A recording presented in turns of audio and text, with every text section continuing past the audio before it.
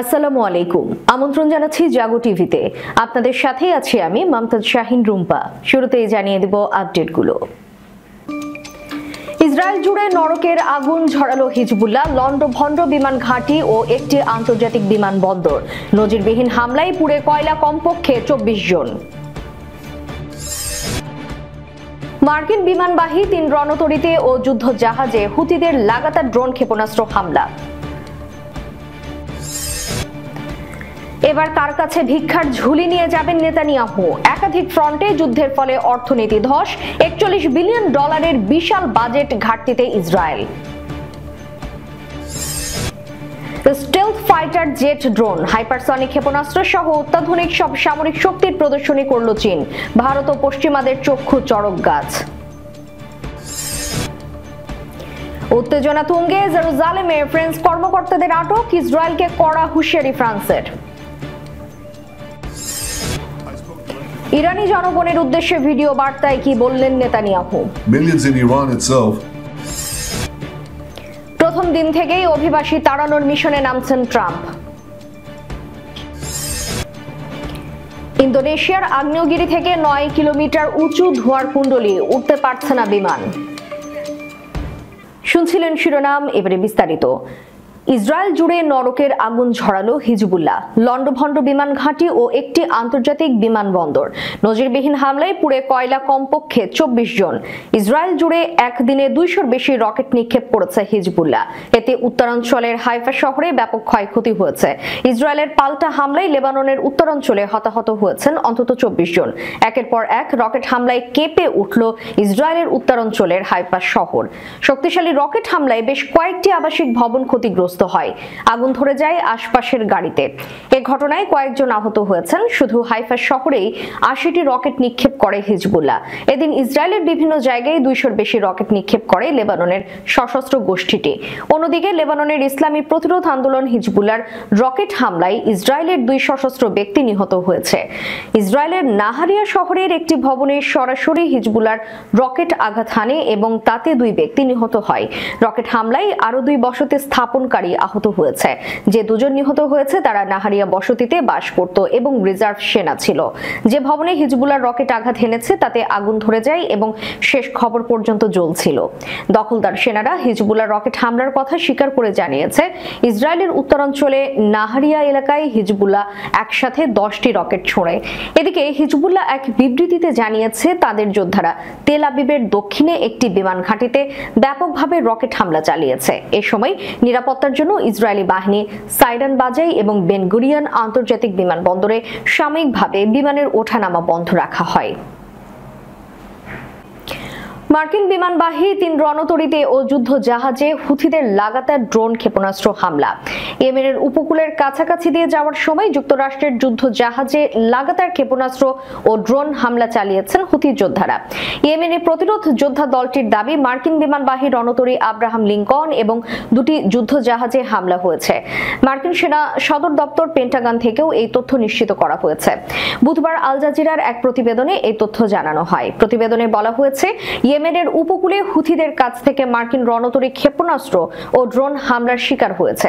পেন্টাগনের পক্ষ থেকে এ তথ্য নিশ্চিত করা হয়। হুথিরা জানিয়েছেন তারা মার্কিন বিমানবাহী রণতরী আব্রাহাম লিঙ্কন ও 2টি ডেস্ট্রয়ারে হামলা চালায়। পেন্টাগনের মুখপাত্র air force major general Patrick reader বলেন, মার্কিন সামরিক বাহিনীর সেন্ট্রাল কমান্ড বাব আল মান্দাব অতিক্রম করার সময় সফলভাবে হুথিদের একাধিক হামলা প্রতিহত করেছে। এই এলাকাটি লোহিত সাগরকে গালফ অব এডেনের সঙ্গে সংযুক্ত করে। এক সংবাদ সম্মেলনে রাইডার্স বলে, মার্কিন ক্ষেপণাস্ত্র বিধ্বংসী রণতরী ইউএসএস স্কটডেল এবং ইউএসএস স্প্রোয়েন্স, কমপক্ষে 8টি একমুখী আক্রমণকারী ড্রোন, 5টি জাহাজ বিধ্বংসী ব্যালিস্টিক ক্ষেপণাস্ত্র এবং 3টি জাহাজ বিধ্বংসী ক্রুজ ক্ষেপণাস্ত্র দ্বারা আক্রান্ত হয়। গোষ্ঠীটির ছোড়া এসব ড্রোন ও ক্ষেপণাস্ত্র সফলভাবে প্রতিহত করা হয়েছে। এতে মার্কিন নৌবাহিনীর কোনো জাহাজ ক্ষতিগ্রস্ত হয়নি। এছাড়া এতে কোনো কর্মী আহত হননি।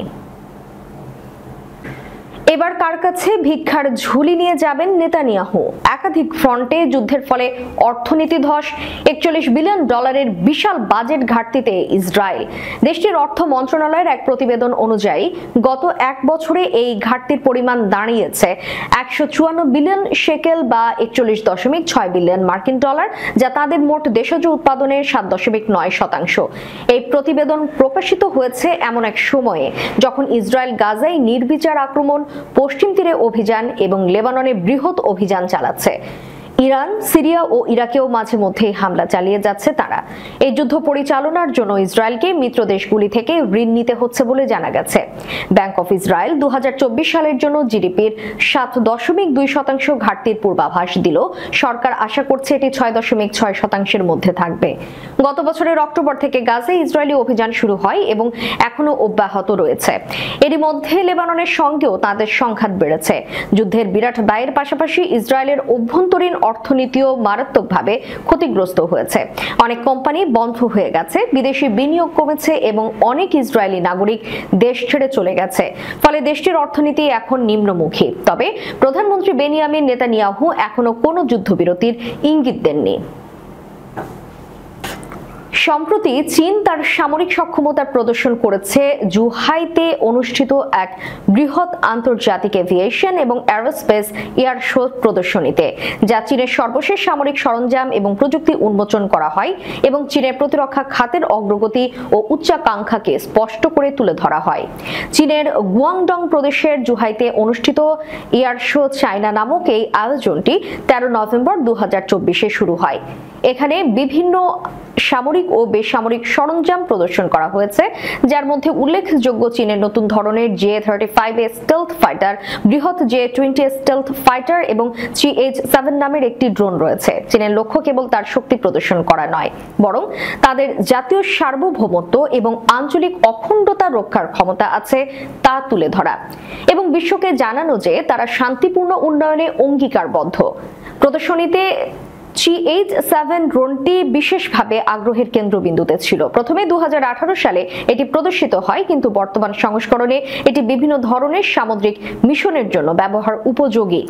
এই ধরনের স্টেলথ ড্রোনের মাধ্যমে বুদ্ধিমত্তা, নজরদারি ও তথ্য সংগ্রহ করা যায়, যা আধুনিক যুদ্ধক্ষেত্রে অত্যন্ত গুরুত্বপূর্ণ। এটি মার্কিন নৌবাহিনীর কার্যক্রম পর্যবেক্ষণ এবং যুদ্ধ জাহাজের উপর লক্ষ্য স্থাপনের জন্য ব্যবহার হতে পারে।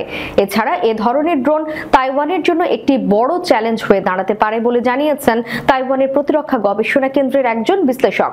প্রদর্শনীতে আরও ছিল চীনের হাইপারসনিক ক্ষেপণাস্ত্র প্রতিরক্ষা ব্যবস্থা HQ-19, যা কেবল ব্যালিস্টিক ক্ষেপণাস্ত্রই নয়, চালিত গ্লাইড যানবাহনও ধ্বংস করতে সক্ষম।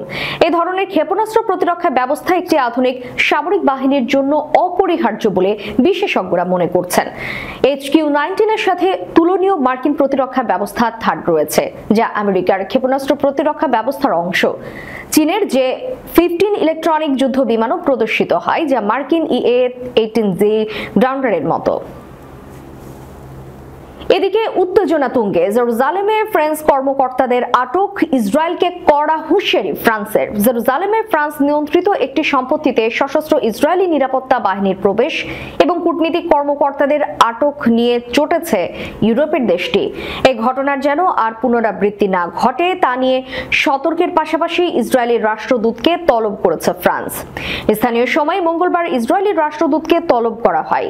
এর আগে ফ্রান্সের পররাষ্ট্রমন্ত্রী জ্যানুয়েল ব্যারট বলেছেন, জেরুজালেমে সশস্ত্র ইসরায়েলি নিরাপত্তা বাহিনীর প্রবেশ ঘটানোর পুনরাবৃত্তি যেন আর না ঘটে।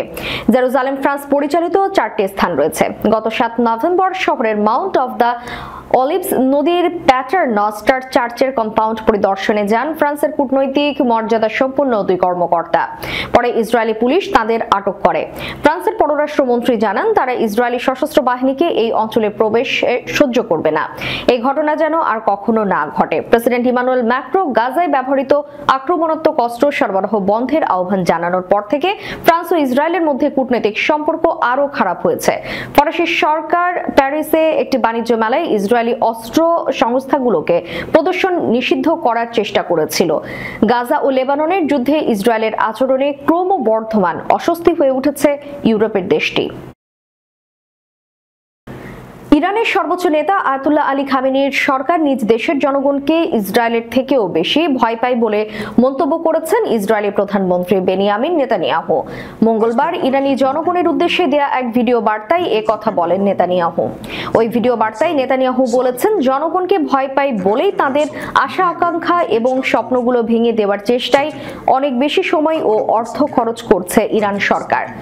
ইরানের নারীদের অধিকার আন্দোলনের বিষয়ে ইঙ্গিত করে নেতানিয়াহু বলেন, আমি আপনাদের যে কথা বলতে চাই তা হলো আপনাদের স্বপ্নগুলো নষ্ট হতে দেবেন না। আমি ফিসফিস করে শুনতে পাই, নারী, জীবন, স্বাধীনতা, জান, জিন্দেগি, আজাদি। নেতানিয়াহু আরো বলেন, আশা ছাড়বেন না আর জেনে রাখবেন ইসরায়েল এবং মুক্ত বিশ্বের অন্যরা আপনাদের পাশে আছে। অক্টোবরে ইসরায়েলে চালানো ইরানের ব্যালিস্টিক ক্ষেপণাস্ত্র হামলার প্রসঙ্গ টেনে নেতানিয়াহু বলেন, এতে ইরানি জনগণের প্রায় $230 কোটি পরিমাণ মূল্যবান অর্থ খরচ হয়ে গেছে আর তা দিয়ে ইসরায়েলের সামান্যই ক্ষতি করতে পেরেছে ইরান। ভিডিও বার্তায় নেতানিয়াহু আরো বলেছেন, ইরান যদি অবাধ হতো এবং সেখানকার তহবিলগুলো যুদ্ধ খাতে খরচ না করে শিক্ষা, রাস্তাঘাট, পানি ও হাসপাতাল খাতে খরচ করা হতো, তাহলে ইরানের মানুষের জীবন অন্যরকম হতে পারত। খামেনির সরকার ইরানের জনগণকে এসব সুবিধা দিচ্ছে না বলে অভিযোগ করেন নেতানিয়াহু। তার দাবি, ইরান সরকার দেশকে গঠন করার চেয়ে ইসরায়েলকে ধ্বংস করার কাজেই বেশি মনোযোগী। ইরানি জনগণকে উদ্দেশ্য করে ইসরায়েলি প্রধানমন্ত্রী বলেন, আমি জানি আপনারা এই যুদ্ধ চান না, আমিও এই যুদ্ধ চাই না, ইসরায়েলি জনগণও এই যুদ্ধ চায় না। Close your eyes. Picture the faces of your children, beautiful, innocent souls. Think of the endless. প্রথম দিন থেকেই অভিবাসী তাড়ানোর মিশনে নামছেন ট্রাম্প। ডোনাল্ড ট্রাম্প যুক্তরাষ্ট্রের 47তম প্রেসিডেন্ট হিসেবে দায়িত্ব নেবেন 2 মাস পর। দায়িত্ব নেয়ার দিনই তিনি বেশ কয়েকটি নির্বাহী আদেশ দেবেন। বলা চলে, হোয়াইট হাউসে পা দেওয়ার সঙ্গে সঙ্গেই তিনি অবৈধ অভিবাসীদের উপর চড়াও হবেন। অভিবাসীদের বৈধভাবে যুক্তরাষ্ট্রে প্রবেশের সুযোগ দিতে প্রেসিডেন্ট জো বাইডেন যেসব পদক্ষেপ গ্রহণ করেছিলেন সেগুলো বাতিল করবেন এর রিপাবলিকান নেতা।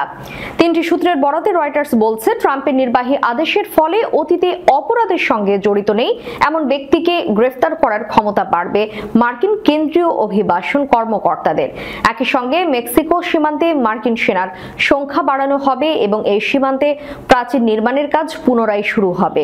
পরিচয় প্রকাশ না করার শর্তে এসব সূত্র বলছে, গত কয়েক বছরে আমেরিকায় লাখ লাখ অভিবাসীকে বৈধভাবে প্রবেশের সুযোগ দিতে মানবিক প্রকল্প হাতে নিয়েছিলেন জো বাইডেন। নির্বাহী আদেশের মাধ্যমে সেই প্রকল্প বাতিল করতে পারেন নবনির্বাচিত প্রেসিডেন্ট। একই সঙ্গে ভিসার মেয়াদ শেষ হওয়ার পরও যেসব অভিবাসী যুক্তরাষ্ট্রে বসবাস করছেন তাদের স্বেচ্ছায় দেশটি ত্যাগ করতে উৎসাহ করবেন ট্রাম্প। ইন্দোনেশিয়ার অবকাশের দ্বীপখ্যাত বালির কাছাকাছি একটি আগ্নেয়গিরি থেকে বিপজ্জনক ধোঁয়ার কুণ্ডলী সৃষ্টি হওয়ায় অস্ট্রেলিয়া ও বালির মধ্যে বেশ কয়েকটি ফ্লাইট বাতিল করেছে বেশ কয়েকটি এয়ারলাইন্স। বুধবার এক প্রতিবেদনে এই তথ্য জানিয়েছে ব্রিটিশ সংবাদ মাধ্যম বিবিসি। কান্তাস, জেস্টার ও ভার্জিন অস্ট্রেলিয়া বুধবার যাত্রীদের এই বিষয়টি সম্পর্কে অভিহিত করেছে। তারা বলেছে, মাউন্ট লেউটাউবি লাকি আগ্নেয়গিরি থেকে লাভা নির্গমন হওয়ার কারণে বিমান চলাচল নিরাপদ নয়। গত সপ্তাহে একটি বড় বিস্ফোরণে 10 জন নিহত হয়। এই ঘটনার এক সপ্তাহ পরে আগ্নেয়গিরিটি থেকে প্রায় 9 কিলোমিটার উঁচু ধোঁয়ার কুণ্ডলী দিয়ে পুরো আকাশে ঢেকে গেছে। অস্ট্রেলিয়ার আবহাওয়া ব্যুরো সতর্ক করে জানিয়েছে, এই আগ্নেয়গিরির ধোঁয়া বুধবার তাদের দেশের উত্তরাঞ্চলের কিছু অংশে পৌঁছাতে পারে। জেটস্টার বলছে, বৃহস্পতিবার অস্ট্রেলিয়ান স্টার্ন দ্য লাইট সময় দুপুর 12টা পর্যন্ত বালি থেকে এবং বালির উদ্দেশ্যে সব ফ্লাইট বাতিল করা হয়েছে। ভার্জিন অস্ট্রেলিয়া বুধবার বালি থেকে যাওয়া আসার সব ফ্লাইট বাতিল করে। এই আগ্নেয়গিরির ধোঁয়ার কারণে ইন্দোনেশিয়াও বিভিন্ন কার্যক্রমে প্রভাব পড়েছে। মাউন্ট লেউটাউবি লাকি থেকে প্রায় 600 কিলোমিটার দূরে অবস্থিত লাবুয়ান বাজর শহরে একটি সঙ্গীত উৎসব নিরাপত্তাজনিত উদ্বেগের কারণে পিছিয়ে দেওয়া হয়েছে। দর্শক, শেষ করার পূর্বে সংবাদ শিরোনামগুলো জানিয়ে দিব আরো একবার। ইসরায়েল জুড়ে নরকের আগুন ঝরালো হিজবুল্লাহ, লন্ডভন্ড বিমান ঘাঁটি ও একটি আন্তর্জাতিক বিমানবন্দর। নজিরবিহীন হামলায় পুড়ে কয়লা কমপক্ষে 24 জন। মার্কিন বিমানবাহী 3 রণতরীতে ও যুদ্ধ জাহাজে হুতিদের লাগাতার ড্রোন ক্ষেপণাস্ত্র হামলা। এবার কার কাছে ভিক্ষার ঝুলি নিয়ে যাবেন নেতানিয়াহু? একাধিক ফ্রন্টে যুদ্ধের ফলে অর্থনীতি ধস, $41 বিলিয়ন বিশাল বাজেট ঘাটতিতে Israel. Stealth fighter jet drone, hypersonic ক্ষেপণাস্ত্র সহ অত্যাধুনিক সব সামরিক শক্তির প্রদর্শনী করল চীন। ভারত ও পশ্চিমাদের চক্ষু চড়ক গাছ। উত্তেজনা তুঙ্গে জেরুজালেমে ফ্রেঞ্চ কর্মকর্তাদের আটক, ইসরায়েলকে কড়া হুঁশিয়ারি ফ্রান্সের। ইরানি জনগণের উদ্দেশ্যে ভিডিও বার্তায় কি বললেন Netanyahu? Millions in Iran itself. প্রথম দিন থেকেই অভিবাসী তাড়ানোর মিশনে নামছেন ট্রাম্প।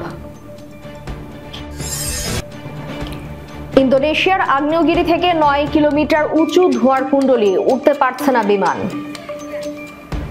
এতক্ষণ আমাদের সাথে থাকার জন্য ধন্যবাদ। আল্লাহ হাফেজ।